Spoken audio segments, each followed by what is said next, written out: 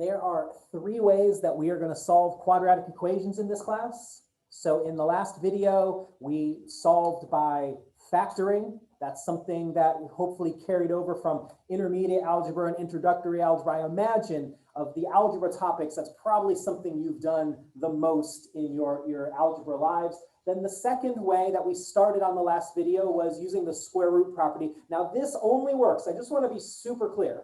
This method only works in the very specific case that we have the format of something squared equal to a number.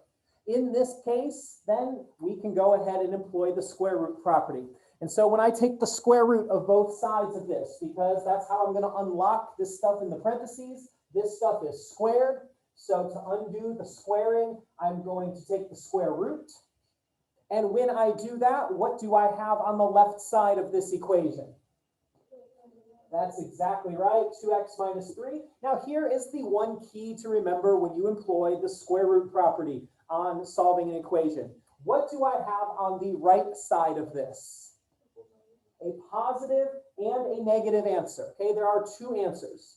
And so instead of writing this whole thing twice, I am just using this symbol right here to represent the two different answers. If you don't like that, then you can do, okay, 2x minus 3 equals positive, and then 2x minus 3 equals negative, and you can separate them, okay, if you want to do a little more writing. So I'm going to come back here, and then square root of 10, and square root of 10, I can't simplify, it's an irrational number, so I'm just going to leave it the way it is. And then I've got two more quick things to do. What is the second to last step on this problem? Yeah, let's add the 3. We're going to get the x by itself. That's the goal here, is I'm going to get the x by itself. So I add the 3 to both sides. And just like this, so I have 2x is equal to 3 plus or minus square root of 10. Don't put the 3 right in front of the square root of 10. We're not multiplying here. We're adding. So these are not like terms. I can only add radicals when they are the exact same thing. So I can't here. And then the last thing to do is divide by 2. 100% sounds great. Don't forget that you are dividing this whole numerator by 2. So the answer is not 3 over 2 plus or minus the square root of 10. That's bad notation. You might mean the right thing, but you're telling me the wrong thing. Okay, so the 2 goes underneath the whole thing. And that means that my solution set, my 2x values are 3 plus or minus square root of 10 over 2. And again, you can separate that into its two separate answers. 3 plus the square root of 10 over 2, and then comma 3 minus the square root of 10 over 2. So that picks up where we left off on the last video. So now we're going to go into the third way of solving. And once again, I'm certain you've seen this at some point in your algebra past. I just don't know when you last saw it.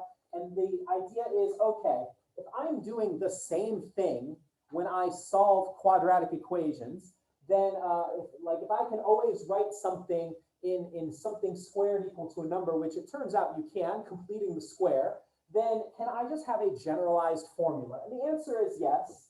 So on the sheet that I've prepared for you, there we go, I can spell, just barely though. We have the quadratic formula. So the quadratic formula, where this formula comes from, by the way, and we just don't have time to do it, but it's super fun if we did have the time, is we would just take the standard form of a quadratic equation, and we would complete the square on this. And we would just do it like this right here to come up with what the generalized answers are. And so this is probably real familiar. I had students sing a song based on this before, so maybe you'll chant it to yourself as I'm writing it up here. But there's nothing new or anything right here. This is the same quadratic formula you've seen before. And it starts out like this, negative b in the top. And then there's the plus or minus, so indicating at some point somebody took a square root. And there it is, square root. Underneath the square root, I've got b squared minus 4ac. That's the complicated part. So if you have never memorized this, which you do need to remember it, there's not going to be a formula sheet. Where I would start remembering would be this junk underneath the square root. That's the most complicated part of this. And then the entire thing, that whole thing is the numerator, not just part of it. That whole thing is over 2a. That's the quadratic formula. That is important for your future because on Wednesday, you do have a test on Unit 3. And we're definitely going to get through section 3.3, and we're going to hopefully at least do one problem in 3.4, and then that'll be probably where we're going to find that we stop. So I'm going to go ahead and do a problem, then I'm going to have you do a problem. Basically, it's just a plug and chug, and we're going to see what happens. So my exercise is x squared minus 4x plus 2 equals 0. Please note this, just like factoring and solving by factoring, it has to equal 0. Everything has to be on one side. My quadratic has to be in the standard form. Okay, this doesn't work if you've got the 2 over on the right and the rest of the stuff on the left. But once it is all on the same side, tell me, what's the value of a that I'm going to plug into my quadratic formula? 1. What's the value of b that I'm going to plug into my quadratic formula? And then what's the value of c that I'm going to toss in there? Yeah, there you go. Once you've got those numbers, and then once you've remembered the quadratic formula, you can use the quadratic formula to solve any equation, whether it factors, whether you multiply it out, whether it's given to you in this form. It will solve every and all quadratic equation. So here we go. My values, my solutions, my x's are equal to negative b. Well, if b is negative 4, what is negative b? Positive 4 plus or minus b squared, so negative 4 squared. Here's the most common mistake students will make. And I know sometimes you make these mistakes because you're rushing. That negative goes with the 4. I am squaring that whole thing. So in the next step, when I write out some of the arithmetic that's done, what am I going to write right here? Positive 16. Yes, indeed. Okay, so b squared minus 4. That 4 is part of the formula, times a, which is 1, and c, which is 2. And all of that is the numerator, and my denominator is 2 times a, or 2 times 1. Now, as you get better at using the quadratic formula, maybe you can skip this step, you can consolidate things. I totally understand. Okay, the rest of this is just arithmetic and using your calculator. Okay, so let me just do one quick thing. Where I always start doing my arithmetic is underneath the radical, because that's where the complicated stuff is. So I've got 4 plus or minus 16 minus 2, bless you. 2 times 1 is 2. 2 times negative 4 is negative 8.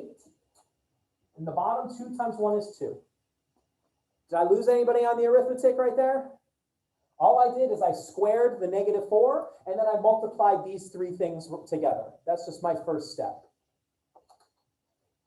Next, I've got 4 plus or minus. 16 minus 8 is square root of 8.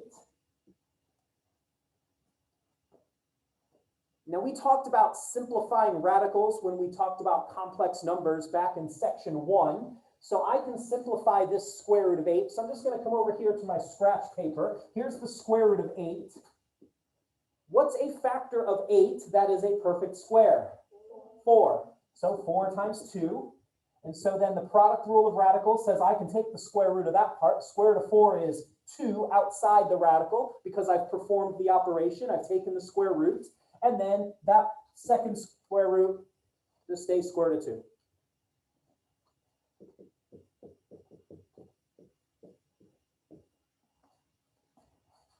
Last but not least, anytime you do this sort of division, I've got a 2 in the bottom. Remember, this is the distributive property. I have to distribute this 2. So even if the 2 doesn't divide into the first part evenly, you would make a fraction out of it, okay? So don't forget to distribute. That's the second most common mistake students make on the quadratic formula. It's not about knowing the quadratic formula. It's about arithmetic, okay? So just make sure that you feel solid. So the last step is, okay, 2 goes into 4 twice. And then 2 goes into 2 and just leaves square root of 2. And then just because of room, I'm out of room, I'm at the edge of the screen, I'm just going to throw some squigglies around that. There's my solution set, 2 plus or minus the square root of 2. What I would like you to do, please, is the exercise that's right next to it. Solve that using the quadratic formula, and we will compare notes in just a minute.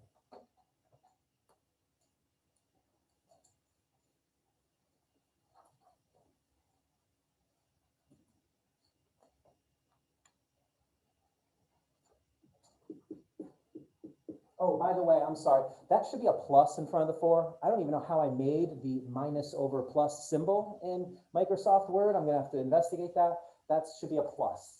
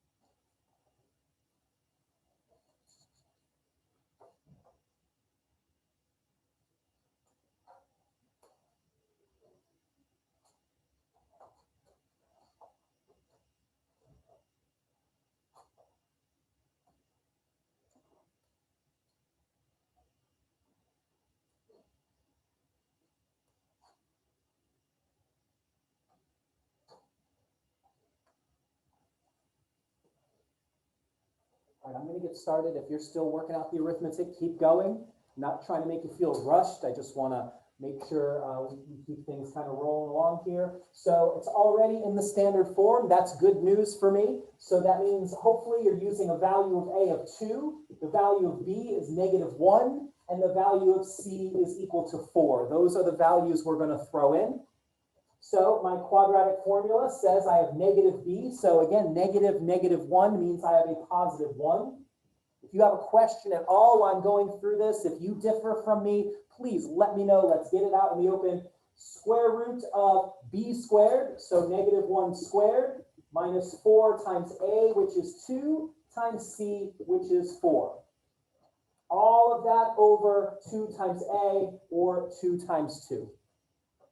Now I will do some of the arithmetic here. So underneath the radical, -1 squared is 1. 4 times 2 is 8. 8 times -4 is -32. 2 times 2 in the bottom is 4. Well, there's one thing that I can simplify, and then I can focus on writing my answer. Can I simplify, forget the negative for a minute, can I simplify 31 at all as a square root? No, it's a prime number. There's no perfect square factor. But the negative I can do something with. That means what kind of answer do I have here? Yeah, the square root of the negative becomes I. Square root of 31 over 4.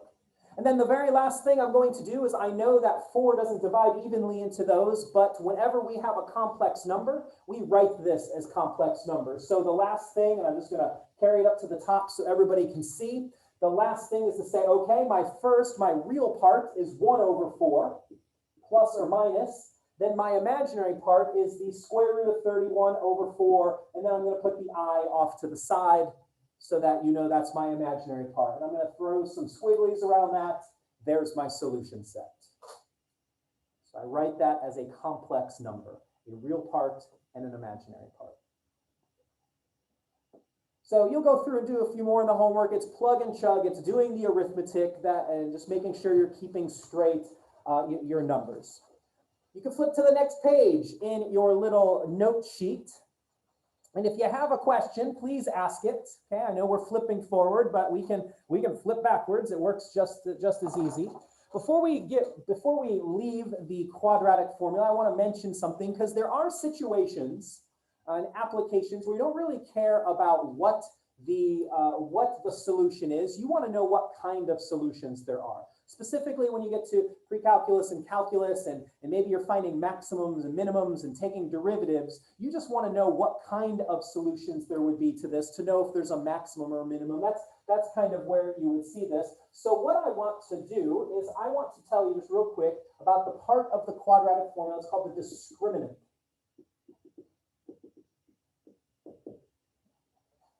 So we're going to use something to make a decision. And specifically, we're going to use the part underneath the radical, the b squared minus 4ac. That's called, in math terms, the discriminant, because it tells us a little bit about the types of solutions. And there are three situations that you can encounter. If b squared minus 4ac, if that stuff under the radical, if that's greater than 0, meaning you have a positive value under the radical, well, that's what this situation was right here. When I did this, we ended up with a positive 8 under the radical. That's bigger than 0. And notice what kind of answers we ended up with. We ended up with 2 real valued answers. Okay. So you know that when the b squared minus 4ac, when that's positive, when that's a bigger number, then what you have is you have 2 real solutions.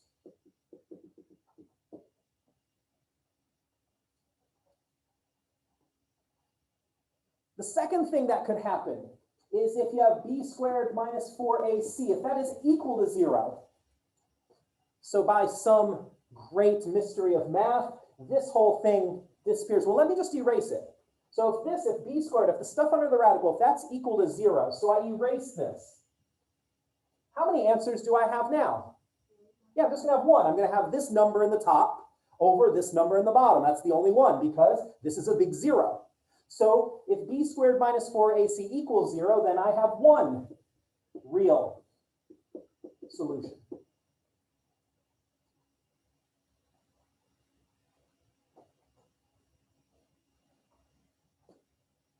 And then last but not least, if the b squared minus 4ac, if that is less than 0, meaning it's a negative value. Well, let's look over here. That's what happened on this problem. We ended up with a negative value under the radical.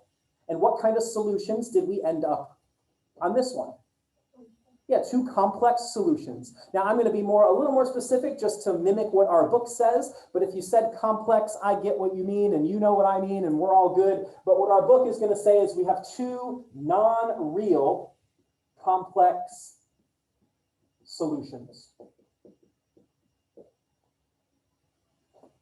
Remember, all real numbers are complex numbers. They just have no imaginary part. That's why we have this extra specific adjective. I guess that would be not really a grammarian, but 2 non-real complex solutions. So what I would like you to do to kind of wrap up our discussion of the quadratic formula and the discriminant is there's an exercise right there. I give you a quadratic equation, and all I want to know is what kind of solutions are there?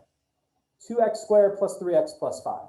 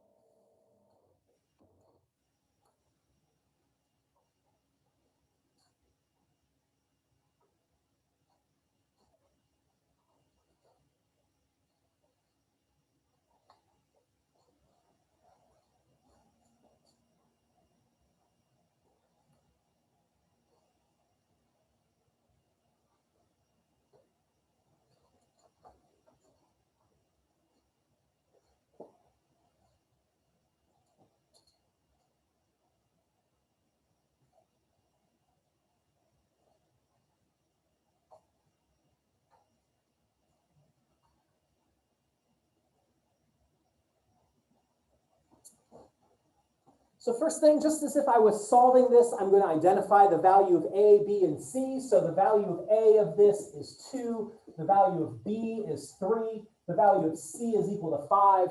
I don't care about the solutions. I just want to know what kind of solutions we have. So I'm going to use the discriminant, b squared minus 4ac. So b squared is 3 squared, that's 9, minus 4 times a, which is 2. times c, which is 5. That's 9 minus 5 times 2 is 10. 10 times -4 is -40. And 9 minus 40 is -31. So to answer the question, what kind of solutions, if I was to solve it, what kind of solutions does this quadratic equation have? 2 non-real complex solutions. We're going to get 2 i's in there. So this has 2 non-real complex solutions.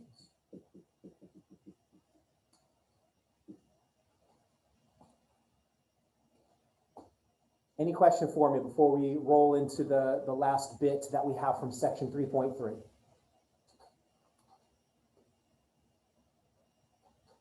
Okay, so the last thing we're going to do is we're going to use some graphs to solve quadratic equations, but then we're also going to transition into solving quadratic inequalities. So you've got your sheet. And so here is my example. I'm going to look at example 4. It's this graph. I'm going to zoom in out a little bit so we can see everything. Okay, that should be good enough.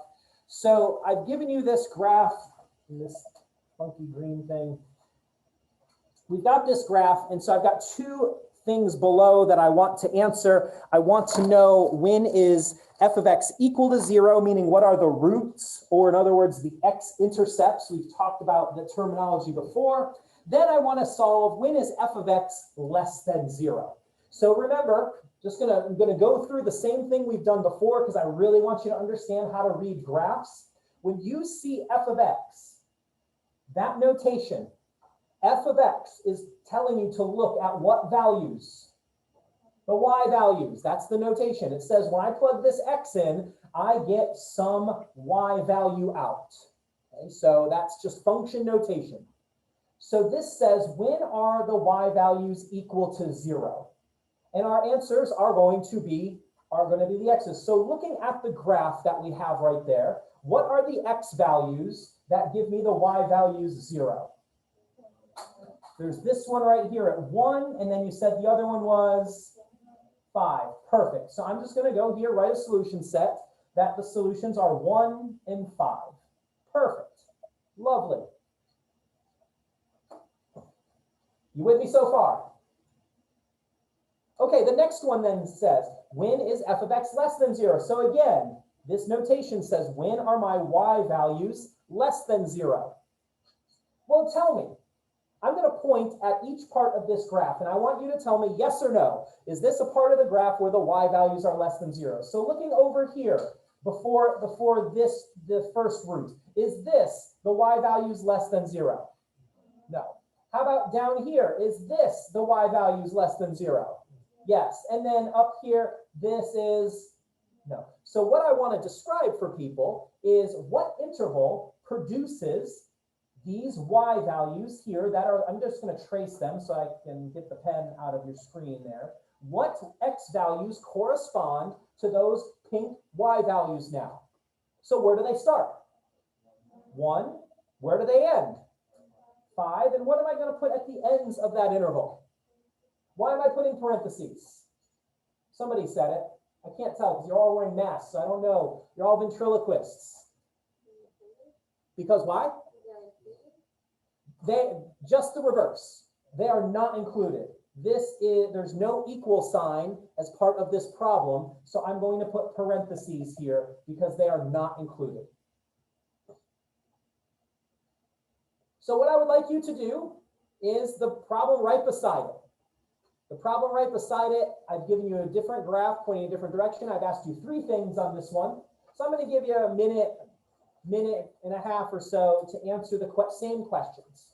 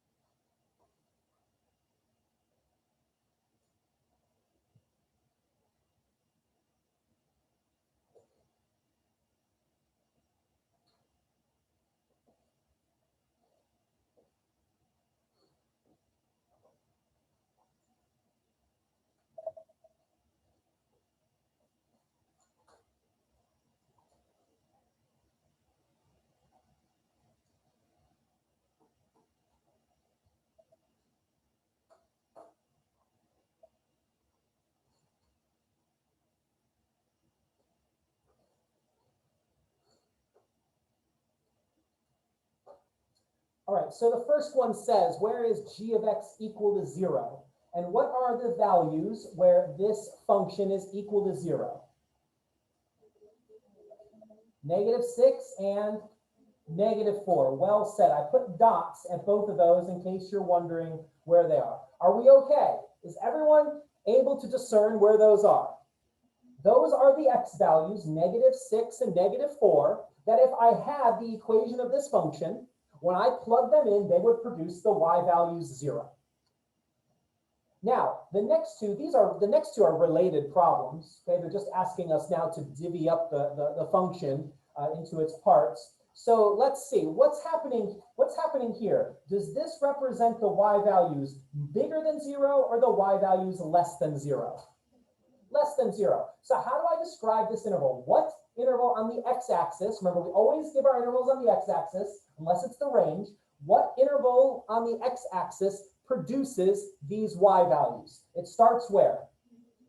-∞, and it goes till -6. Beautiful. I know there's no arrows on the graph. I apologize. The website that I use to make this, I mean, you can, if the graph stops, I would put dots there to indicate that if there was a stopping point. Okay, so you can assume that it keeps going. Okay, so what am I going to put at the -∞ end of this interval? A parenthesis. What am I going to put at the -6 end? I'm going to put parenthesis y. There's no equality. I don't care about the equal value. Okay, so I'm going to do that. Well, we'll get to the last problem in a minute, but there's another interval I think you can see where the y values are less than 0. Okay, so, and it's right here, spoilers, sorry. Where does this interval on the x-axis start? -4 and goes to ∞, yes. And then because these all represent one solution set, I'm going to put a union symbol, meaning they're the same cars on a train. They're linked together. All right, the next one, where is it greater than 0? Well, I think we'd all say, okay, it pops up above 0 right here where you're tracing Professor Perkins. Fantastic. So that is from, where does that start happening? -6, and it ends at, this time, what am I going to put at the endpoints of this interval? Why am I putting brackets this time? Because of the equal right there that I circled, just so that you would know. So there it is. There's my interval where the function is bigger than or equal to 0. There's one more example just like this, because this is looking at graphs is kind of our whole point of being together. So before we turn the page, are we okay? All right, so then do the next exercise. It's the same sort of thing, just a different function.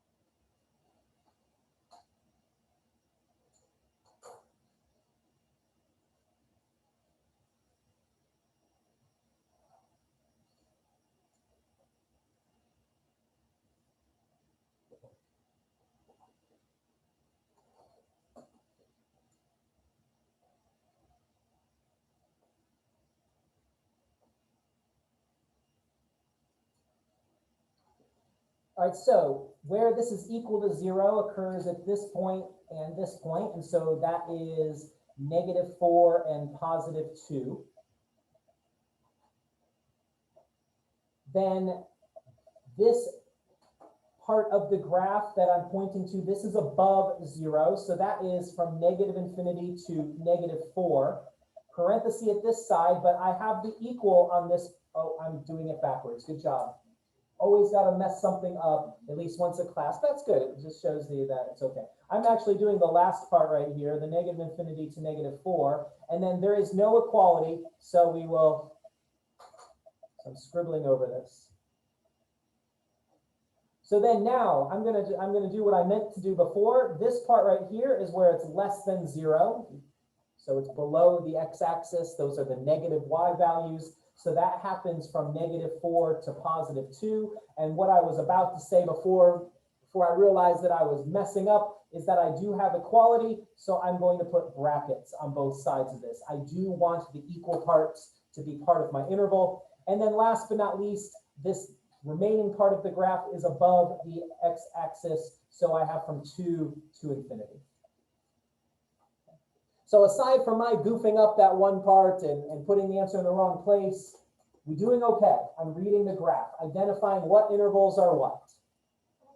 Yeah, bring it on. Did you mean to put it as a G and not an No, I'm just not. What I did is I cut and pasted, and then I did the first one, then I got distracted because I am super easily distracted. So yes, Clarissa, I should email these to you so you can edit them for me. I thought there were going to be 2 different graphs. No, I'm sorry. So if that confused you, my extreme apologies.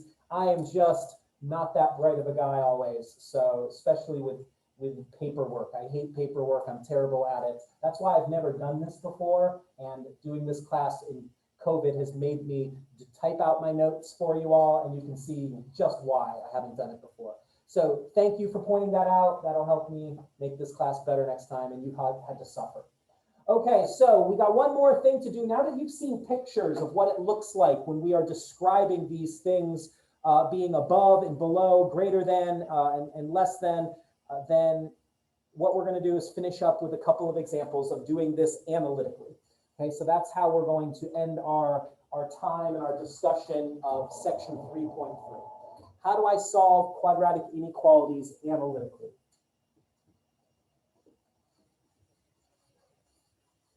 While I'm erasing, because I know it's not super interesting to watch me erase the board, we have solved inequalities one other time. We solved absolute value inequalities. Does anyone remember, because I told you at the time, this is going to be our procedure every time we come across inequalities in this class. What's the first step to solving an inequality? Does anyone remember? Solve the equation. Yes. So somewhere in your notes are these 3 things. Solve the equation. Then the second thing. Does anyone remember the second thing? I'll be impressed if you remember this one, because I get it. We talked about this one other time, and it was last unit. We draw a number line. Does anyone remember what that number line represents? That's okay. I didn't expect it. Okay, so what you're going to do, the second thing, after you've solved the equation, is you draw a number line representing the domain.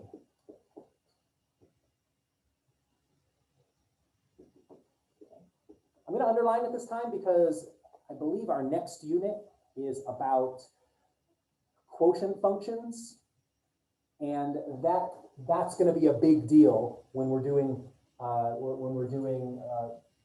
inequalities involving quotient functions. And then the third thing you do is you test. You test each interval to see which ones are the solutions. This is the easiest way to solve inequalities, and the reason I bring this up over and over is because we do the same thing every time. I like when I can do the same thing every time because then I feel confident about it. So my example says I have x squared minus 8x minus 20 is less than 0.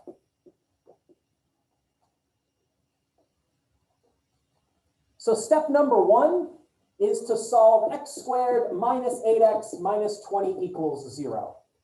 Well, good news, everybody. Flip to page 1. We already did this. What are the solutions to this equality right here? -2 and +10. Fantastic. So that's just from the first page. That was one of our factoring examples.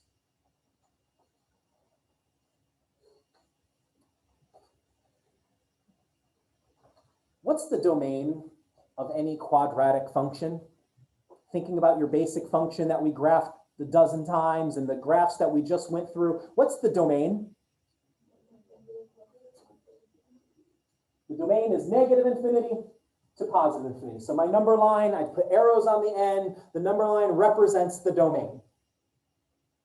And on my number line, I'm going to put my two solutions. These are the two places where it's equal to 0. So hopefully you're able now, because we did these problems with the graphs, you're able to visualize what's going on. These are the two places that this parabola goes through the x-axis. So each of these intervals is now either above or below the x-axis. And we're going to test. Now, I'm going to test all three intervals, but to be honest with you, the good news about parabolas is unless there's only one solution, unless the parabola comes down and just touches the axis and then goes back up or vice versa, that it's always going to alternate. Okay, so I'm going to test all three, though, just to be a good math instructor. And here we go. So I'm going to pick a value here, like -3. Remember, these values I picked, these are not endpoints of intervals. This is a value in the interval. I am testing a value from negative infinity to -2. So I picked -3. So when I plug -3 in, -3 squared is 9. -8 times -3 is plus 24, minus 20. 9 plus 24 is 33. 33 minus 20 is 13. Is that bigger than 0 or less than 0? Bigger. Yes, 13 is bigger than 0.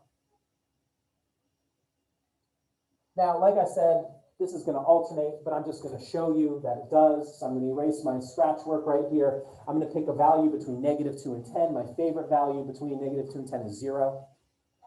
Because 0 times anything is 0, so it makes less stress. So when I put 0 in, 0 squared is 0. -8 times 0 is 0, then minus 20. So I have 0 minus 20, that's -20. Is that bigger than 0 or is that less than 0? Less than, so good, we're alternating. This is a great way to check your arithmetic and make sure you're doing everything good. So then the last thing I'm going to do is I'm going to pick a value in the interval from 10 to infinity. So I'm going to pick 11 because I'm super creative. So there we go, 11. 11 squared is 121. Minus 8 times 11 is minus 88, minus 20. 121 minus 88 is something. It looks like 33. Minus 20 is 13, which once again is bigger than 0. So all I'm doing is a little arithmetic. I'm plugging and chugging to see if a value in this interval is either above the x-axis or is it below the x-axis. Yeah. So if it's not alternating like that, that means you're doing something wrong? Yes. The only time it won't alternate, this is a great question. The only time for a parabola, okay, this is not all graphs. When we get to the rational functions, they don't have to alternate, okay? So you have to check every interval. The only time it won't alternate, like I said, is if you have a parabola that only has one solution. What that means is the parabola either is pointing up and just comes down and hits the axis, or it's pointing down and does the same thing. So then it's not going to alternate. So you know when you have one solution, you're probably going to get the same thing. That's good to check. So yes, of course, so that is a great idea. It's a nice thing to have in the back of your brain just to make sure that you're doing your arithmetic right. This should alternate. And so now I want to answer my question and then we're done. I am concerned about where is this quadratic less than 0. So which interval or intervals tell me that it is less than 0? This one right here, the middle one, from -2 to 10. Do I use parentheses or do I use brackets on this? I use parentheses. Why? There's no equality. Yeah, that's why. Great job. So last problem from this section, the one right next to it.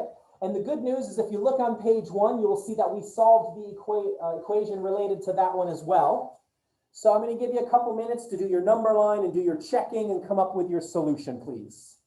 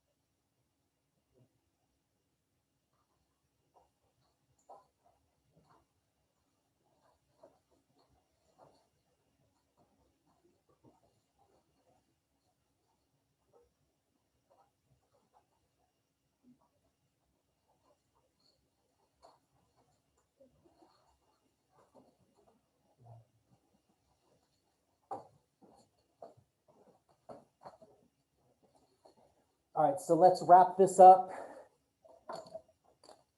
Again, hopefully doing this with the pictures earlier helped a little bit. So from page 1, we got the solutions were -3/2 and 7. We solved that as part of the last video. The domain of a quadratic is -infinity to infinity. So what I'm doing is I'm getting my intervals. So my first interval that I have to check is from -infinity to -3/2. The next interval I have to check is from -3/2 to 7. And then the last interval is from 7 to infinity. So which of these intervals provide the solution? Well, it's just a matter of figuring out, picking test points. So I'm going to pick -2 in this interval. So when I do that, you've already got this. I understand. I'm just going to do it. Check your work with mine. Make sure we come to the same conclusion. And if we differ, just let me know. So when I put -2 in, -2 squared is 4. 4 times 2 is 8. -2 times -11 is plus 22. And then minus 21. So 8 and 22 is 30. 30 minus 21 is 9, and 9 is bigger than 0. So if we're imagining the graph, this is above the x-axis. And so at this point, if you feel super confident, then you know less than greater than, because our parabola is going to alternate. It's not till you get to cubic functions that they do crazy things and swirl around. It's a lot of fun. That's pre-calculus. I'm going to put 0 in.